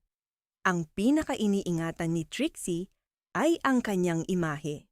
Ang reputasyon ng mga Mendoza sa Cavite ay tila isang pader na yari sa salamin. Isang pitik lang, madudurog ito. Sa gabing yon, nagsimula ang operasyon ni Trixaline. Sa tulong ng teknikal na kaalaman ni Timo, gumawa sila ng mga dummy accounts sa social media. Sa halip na direktang akusasyon, nagsimula silang maglabas ng mga blind items sa mga sikat na grupo sa barangay. Sino ang kilalang mayamang negosyante sa Cavite na nagpapakitang tao sa libing ng kapatid, pero may itinatagong boteng lason sa kanyang bulsa? Sino ang abogadong nagbebenta ng kaluluwa para sa lupain ng isang byuda? Ang bawat post ay nilagyan nila ng mga malalabo, ngunit pamilyar na larawan. Ang bote ng gamot ni Tadeo, ang dokumentong huwad ni Tirso, at ang kuha ng CCTV sa loob ng kwarto ni Tadeo. Ang mga tao sa Cavite na mahilig sa tsismis at balita ay agad na kumagat. Ang usap-usapan ay kumalat na parang apoy sa tuyong damo. "Ma'am, tingnan nyo. Libo-libo na ang shares at comments," tuwang-tuwang sabi ni Timo. Nagsisimula ng magtanong ang mga tao. May mga nagsasabi pa na dapat daw ay imbestigahan muli ang pagkamatay ni Sir Tadio. Ngunit sa gitna ng kanilang munting tagumpay, naramdaman ni Trixaline ang isang kirot sa kanyang puso. Nakita niya sa screen ang isang video ni Trixie na umiiyak sa harap ng media. Pilit na itinatanggi ang mga paratang at sinasabing biktima lamang siya ng cyberbullying ng nawawalang asawa ni Tadeo. "Napakagaling niyang umarte, Timo," bulong ni Trixaline, habang hinahaplos ang tuyong rosas sa loob ng diary ni Tadeo. Pero ang katotohanan ay tila tubig. Gaano mo man pilitin na takpan, hahanap at hahanap ito ng butas para lumabas. Tumayo si Trixaline at lumapit sa bintana. Mula roon, tanaw niya ang malayo at madilim na mansyon ng mga Mendoza. Ang bawat ilaw doon ay tila mga matang nanunuya sa kanya. "Ma'am, paano niyo natitiis ang lahat ng ito?" tanong ni Timo sa likuran niya. "Pinalayas kayo, pinagbintangan, at muntik ng patayin. Pero narito kayo, kalmado pa rin." Humarap si Trixaline sa kanya. Isang mapait na ngiti ang gumuhit sa kanyang labi. "Dahil alam ko, Timo, na ang bawat patak ng luha ko ay may katumbas na katarungan. Ang pagiging guro ay hindi natatapos sa loob ng silid-aralan. Ang mundong ito ang aking silid ngayon. At si Trixie ang aking estudyanteng. Kailangang matuto ng pinakamahirap na leksyon sa buhay, ang karma." Ngunit sa kalagitnaan ng kanilang pag-uusap, ang laptop ni Timo ay biglang naglabas ng isang mabilis na tunog. Isang senyales na may nag-hack sa kanilang system. Ang screen ay naging itim at isang mensahe ang lumitaw sa gitna. "I see you, Trixaline. The ika-40 day of Tadeo is coming. Make sure you attend your own funeral." Naging yelo ang dugo ni Trixaline. Ang banta ay malinaw. Ang ika-40 araw ng kamatayan ni Tadeo ang magiging huling pagkakataon ni Trixie upang tapusin siya. Hahayaan ba ni Trixaline na ang banta ni Trixie ang maging dulo ng kanyang laban? O ang araw na ito ang magsisilbing entablado para sa huling pagbubunyag na hinding-hindi malilimutan ng buong lalawigan? Tingnan mo ang paligid, Tirso. Ang bawat bulaklak na puti. Ang bawat kandilang naglalagablab. Ito ang simbolo ng aking ganap na tagumpay. Wala na si Tadeo at wala na rin ang hamak na gurong iyon. Ngayong gabi, ililibing ko na rin ang huling bahid ng kanilang alaala sa pamilyang ito.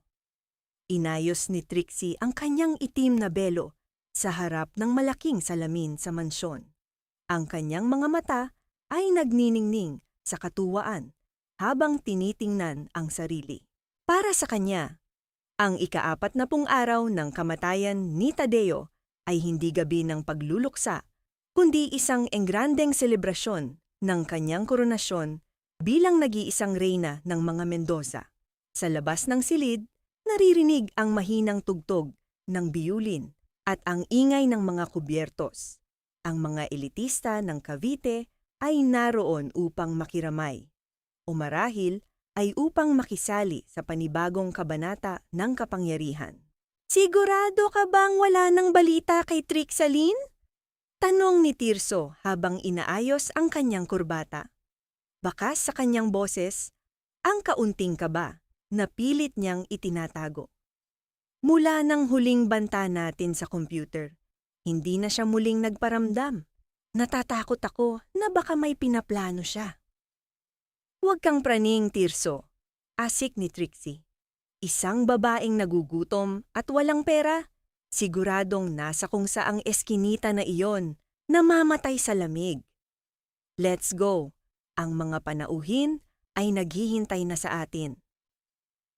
Habang nagaganap ang marangyang salusalo sa mansyon, sa isang madilim na sulok sa labas ng bakod, nakatayo si Trixaline. Ang malamig na simoy ng hangin ay humahaplos sa kanyang balat, ngunit hindi na siya nanginginig. Sa tulong ni Timo at ng kanyang mga dating estudyante, dahan-dahan silang nakapasok sa loob ng bakuran sa pamamagitan ng lumang lagusan ng mga kasambahay na itinuro ni Lola Consolacion. Dala-dala ni Timo ang isang malaking itim na bag na naglalaman ng projector at mga kable, habang si Trixaline ay nakabalot sa isang madilim na kapa. Ang kanyang puso ay tumitibok ng mabilis, tila isang tambol na naghahanda para sa isang digmaan. "Ma'am, handa na ang lahat," bulong ni Timo. Nakakonect na ang audio sa main speaker ng mansyon. Isang pindot ko lang, maririnig ng lahat ang katotohanan. Huminga ng malalim si Trixaline. Dahan-dahan niyang hinubad ang madilim na kapa. Sa ilalim nito, suot niya ang kanyang puting damit na pangkasal. Ang mismong damit na suot niya nang mangako sila ni Tadeo ng walang hanggang pagmamahalan. Ang telang seda ay tila kumikinang sa ilalim ng liwanag ng buwan, isang matalas na kaibahan sa kadiliman ng gabi. Ito ang kanyang baluti. Ito ang simbolo ng kanyang pagiging asawa na kailanman ay hindi matitibag ni Trixie. Nagsimula ang seremonya ng panalangin sa malaking bulwagan ng mansyon. Nakatayo si Trixie sa harap, kunwaring nagdarasal habang hawak ang isang rosaryo. Ang pari ay nagpapatuloy sa kanyang sermon tungkol sa kapayapaan at pagtanggap.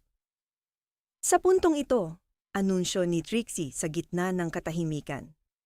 Nais kong pormal na ihabilin ang lahat ng ari-arian ni Tadeo sa Mendoza Foundation sa ilalim ng aking pamamahala. Ito ang huling hiling ng aking kapatid bago siya pumanaw. Ngunit bago pa man makapalakpak ang mga tao, ang mga ilaw sa loob ng bulwagan ay biglang namatay. Isang matinding katahimikan ang bumalot sa paligid. Kasunod ang tunog ng static mula sa mga speaker na nakakabit sa dingding.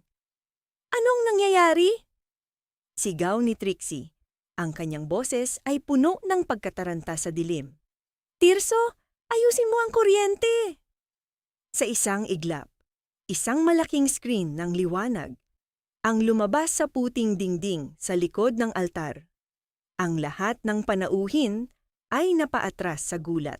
Ang imaheng lumitaw ay hindi si Tadeo, kundi ang kuha ng Sitafa TV sa loob ng kwarto ni Tadeo noong gabing siya ay pumanaw. Kasabay nito, ang malaking pintuan ng mansyon ay marahas na bumukas. Ang liwanag mula sa labas ay pumasok sa loob, nagpapakita ng isang aninong nakatayo sa gitna. Isang babaeng suot ang puting damit na pangkasal. Ang buhok ay nakalugay, at ang mga mata ay nag-aapoy sa katarungan. Si Trixaline. Dahan-dahan siyang naglakad papasok. Ang tunog ng kanyang sapatos sa marmol na sahig ay tila bawat hakbang ng tadhana na dumarating upang maningil. Sa likod niya, dala ni Timo ang speaker na naglalabas ng boses ni Tadio, isang boses mula sa hukay na ngayon ay nagsasalita na. Trixie, bakit mo ito ginagawa sa akin? Ang gamot. Anong inilagay mo sa gamot ko? Ang boses ni Tadeo ay umalingaw-ngaw sa buong mansyon, dahilan upang manginig ang bawat taong naroroon. Napatingin ang lahat kay Trixie, na ngayon ay kasing puti na ng papel ang mukha. Ang rosaryong hawak niya ay nalaglag sa sahig, lumikha ng isang mahinang tunog ng pagkabasag ng mga butil. Trixaline! Asik ni Trixie. Ang kanyang boses ay pumiyok sa takot at galit. Anong kahibangan ito? Security, ilabas ang baliw na ito! Ngunit walang security na lumapit. Ang mga tauhan ni Trixie ay tila napako sa kanilang kinatatayuan nang makita ang mga pulis na pumasok kasunod ni Trixaline. Mga pulis na dala ang ebidensya mula sa botika ni Tirso at ang tunay na testamento na nakuha ni Trixaline sa tulong ni Lola Consolacion. Itinuon ni Trixaline ang kanyang paningin kay Trixie. Itinaas niya ang kanyang ulo, ang kanyang puting damit ay tila nagniningning sa gitna ng kaguluhan. Tapos na ang pagtatanghal mo, Trixie. Sabi ni Trixaline, ang kanyang boses ay malinaw at matatag, sapat na upang marinig ng bawat panauhin sa loob. Ang ika-40 araw na ito ay hindi para kay Tadeo. Ito ay para sa iyong pagbagsak. Ano ang susunod na gagawin ni Trixie sa gitna ng kahihiyan sa harap ng lahat ng makapangyarihang tao? Magagawa pa ba niyang makatakas? O ito na ang gabi kung saan ang bawat lason na kanyang itinanim ay kanya na ring aanihin? Huwag ninyong paniwalaan ang baliw na yan. Bayaran ng lahat ng ebidensyang iyan. Security, Kalad ka rin niyo palabas ang impostorang iyan! Ang tinig ni Trixie ay pumiyok sa tindi ng panggigigil. Ang kanyang mga mata ay nanlilisik habang itinuturo si Trixaline. Ngunit sa gitna ng marangyang bulwagan, walang sinuman ang gumalaw. Ang mga panauhin na kanina lamang ay nakikipagtawanan sa kanya ay dahan-dahang napaatras.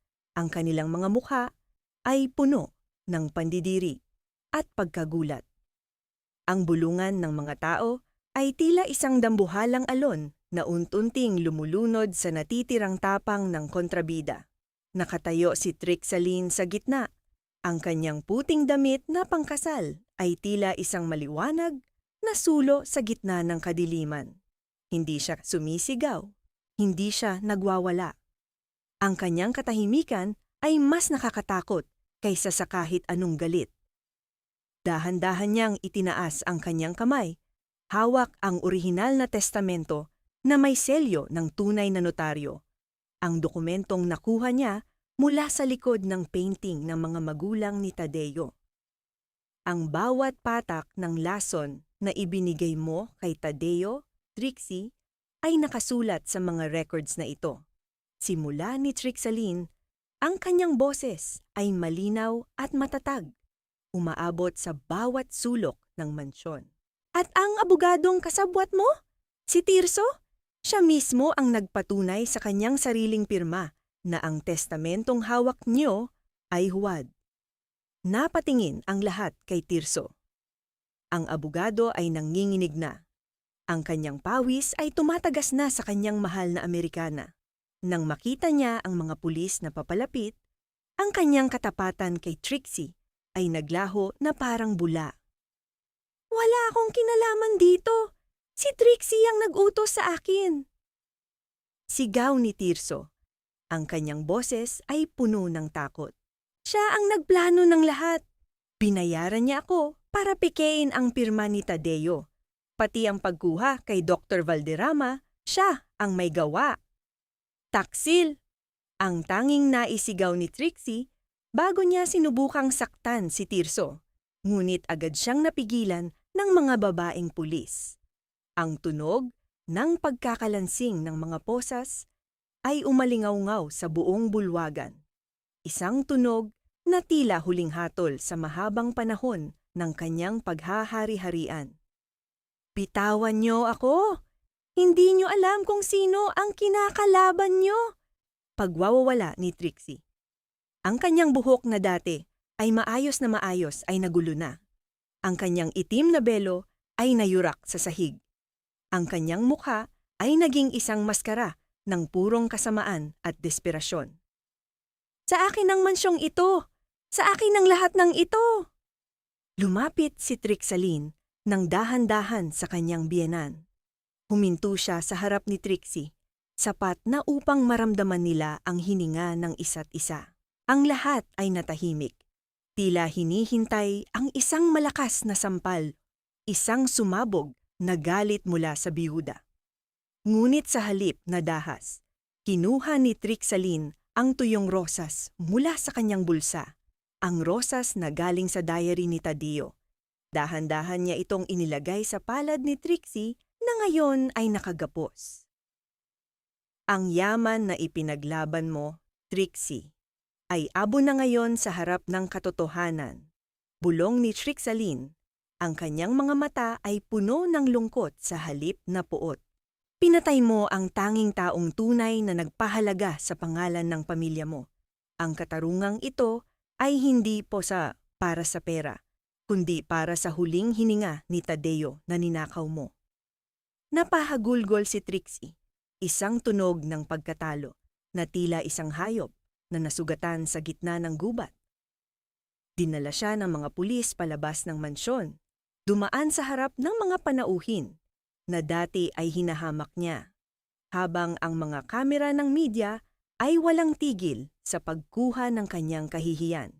Ang bawat hakbang niya palayo ay bawat hibla ng kapangyarihan na binabawi sa kanya. Naiwan si Trixaline sa gitna ng bulwagan. Ang projector ay dahan-dahang namatay, at ang tanging natirang liwanag ay ang mga kandila para kay Tadeo. Naramdaman ni Trixaline ang pagbitaw ng lahat ng bigat sa kanyang dibdib. Ang bawat pait, bawat takot, at bawat gabing puno ng ulan ay tila naglaho, napalitan ng isang malalim na kapayapaan. Naramdaman niya ang isang kamay sa kanyang balikat, si Lola Consolacion. Iyon kasama si Timo.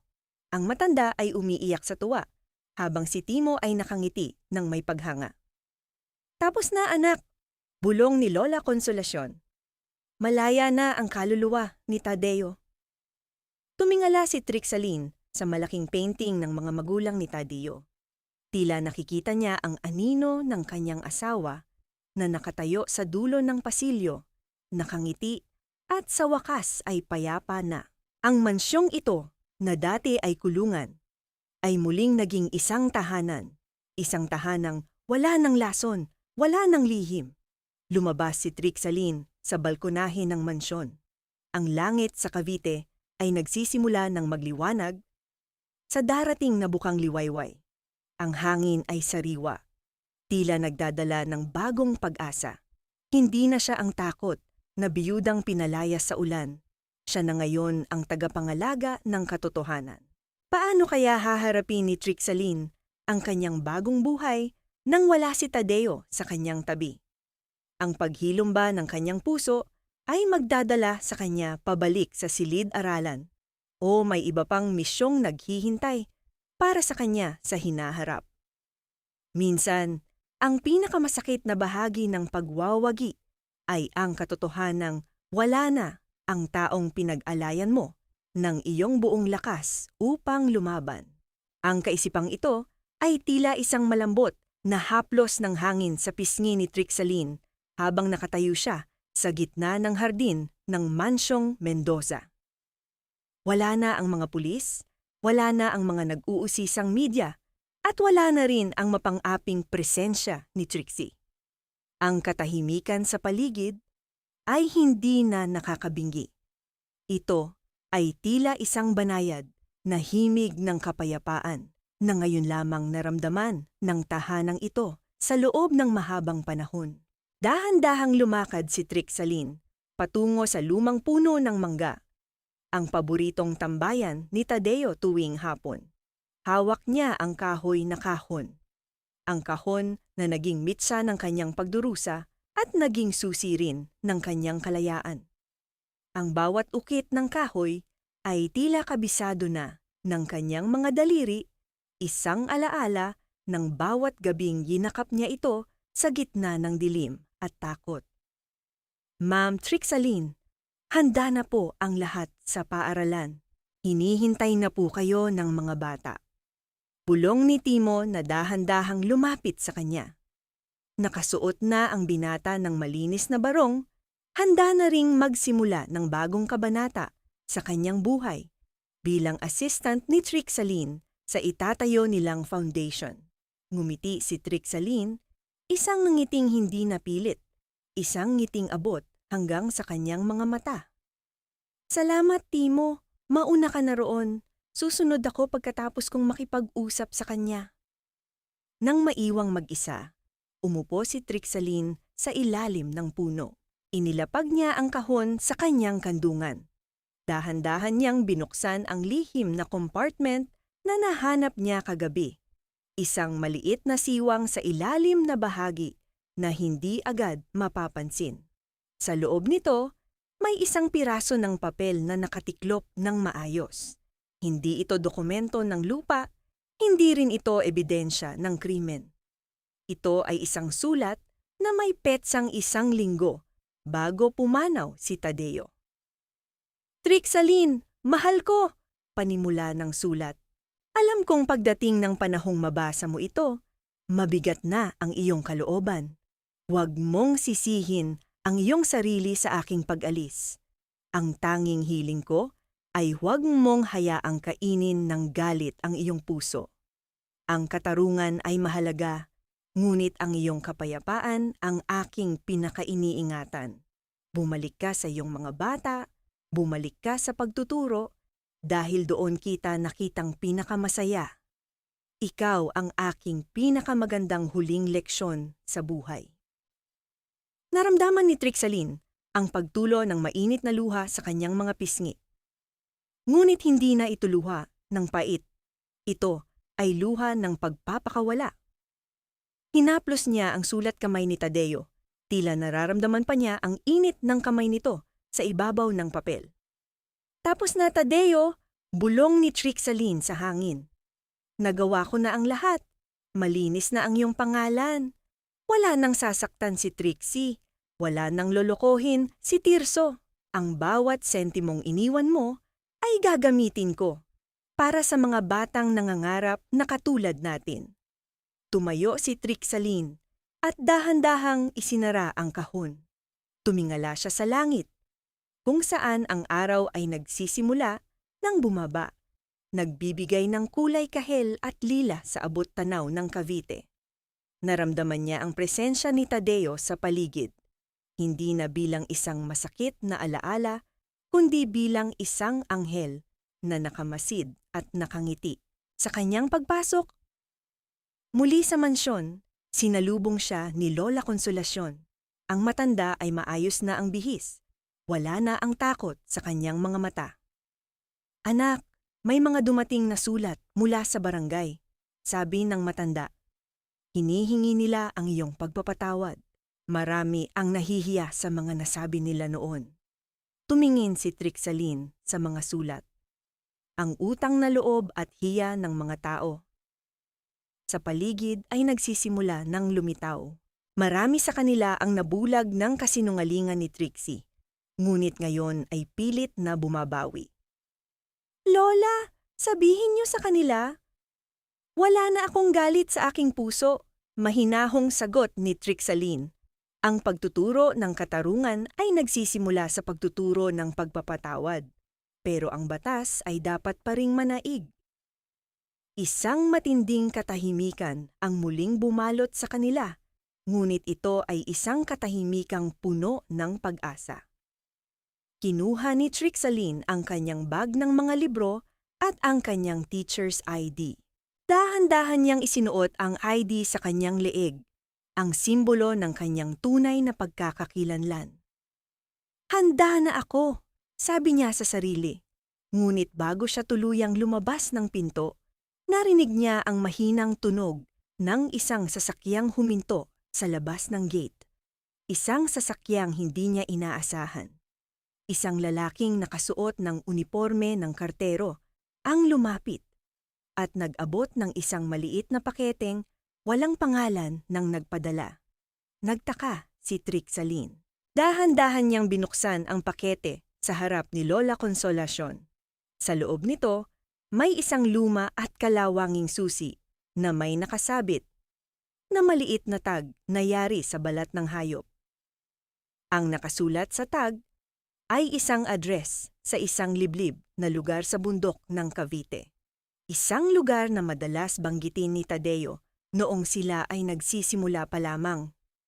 Napakunot ang noo ni Trixaline. May isa pa bang lihim na hindi niya alam? Mayroon pa bang bahagi ng buhay ni Tadeo na pilit nitong itinago, hindi dahil sa takot, kundi dahil sa pagmamahal? Tadeo, ano pa ba ito? Bulong ni Trixaline habang tinitingnan ang susi sa ilalim ng liwanag ng papalubog na araw. Ang susing iyon ay tila isang bagong pintuan na naghihintay na buksan. Isang panganib o isang panibagong biyayang hindi niya inaasahan. Handa ba si Trixaline na muling harapin ang nakaraan para sa isang huling pagkakataon? Ang sugat ng kahapon ay hindi kailanman ganap na mawawala, ngunit ang bawat kirot nito ay nagsisilbing paalala na tayo ay nakaligtas. At sa bawat paghilom, may bagong lakas na sumisibol mula sa ating pagkawasak. Ang mga salitang ito ang huling isinulat ni Trixaline sa kanyang itim na pisara sa gitna ng isang maliit na silid-aralan sa kabundukan ng Cavite. Isang taon na ang lumipas mula nang gumuho ang kaharian ng kasinungalingan ni Trixie Mendoza. Ang mansyon sa bayan ay wala na sa kamay ng mga gahaman. Ito ay isa na ngayong sentro para sa mga biktima ng pang-aabuso. Isang lugar kung saan ang bawat boses na pinatahimik ay binibigyan ng pagkakataong muling marinig. Dahan-dahang lumabas si Trixaline mula sa silid. Bit-bit ang kanyang mga libro, ang amoy ng sariwang damo at ang malamig na simoy ng hangin sa bundok ay humahaplos sa kanyang mukha. Isang hanging tila nagdadala ng mga bulong ng pagsang-ayon mula sa langit. Sa dulo ng pasilyo, nakita niya ang isang maliit na plaka na yari sa tanso. Paaralan ng Pag-asa ni Tadeo Mendoza. Ito ang huling lihim na binuksan ng kalawanging susi na natanggap niya noon. Ang lupain sa bundok na binili ni Tadeo ng palihim ay hindi pala para sa negosyo, kundi isang pangarap na inihanda niya para kay Trixaline. Isang lugar kung saan malaya siyang makapagtuturo ng walang mapanghusgang mata. Isang santuwaryo para sa mga batang walang kakayahang mag-aral. Ma'am Trixaline, tapos na po ang klase. Tara na po sa bayan. Tawag ni Timo mula sa kanyang maliit na opisina sa kabilang gusali. Si Timo ay isa na ngayong ganap na IT instructor. Ibinabahagi ang kanyang talino sa mga kabataan sa bundok. Salamat, Timo.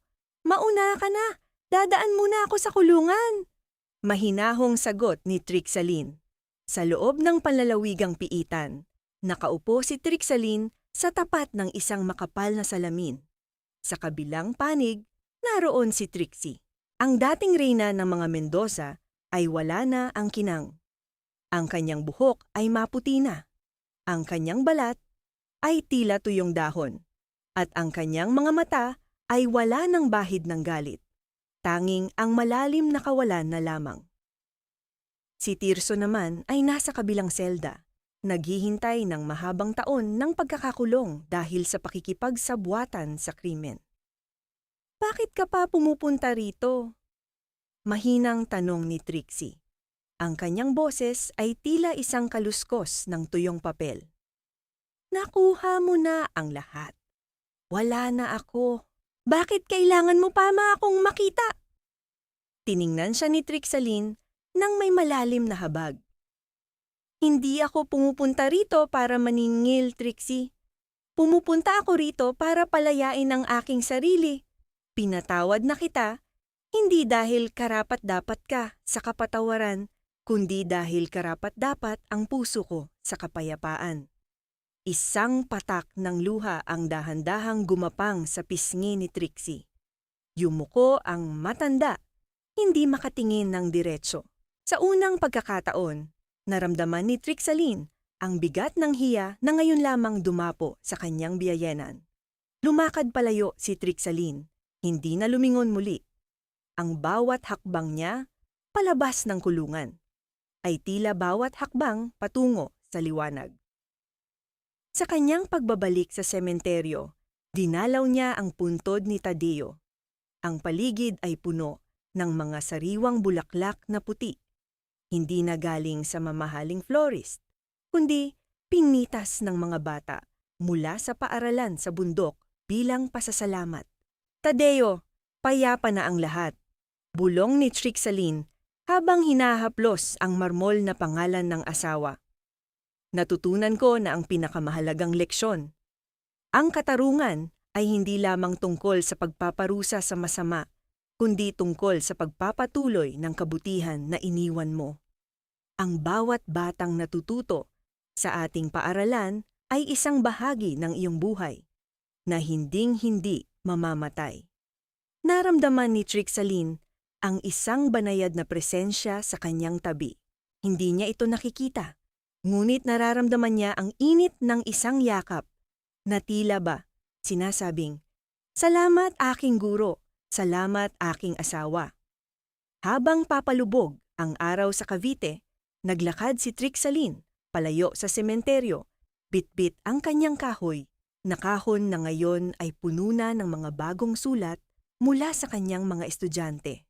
Ang buhay niya ay muling nagsimula, hindi na bilang isang biktima, kundi Bilang isang matatag na babaeng napatunayang ang katotohanan, gaano man ito ibaon sa hukay, ay laging hahanap ng paraan upang sumikat sa gitna ng umaga.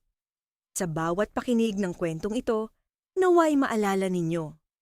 Ang dilim ay pansamantala lamang, ngunit ang liwanag ng isang tapat na puso ay mananatili magpakailanman.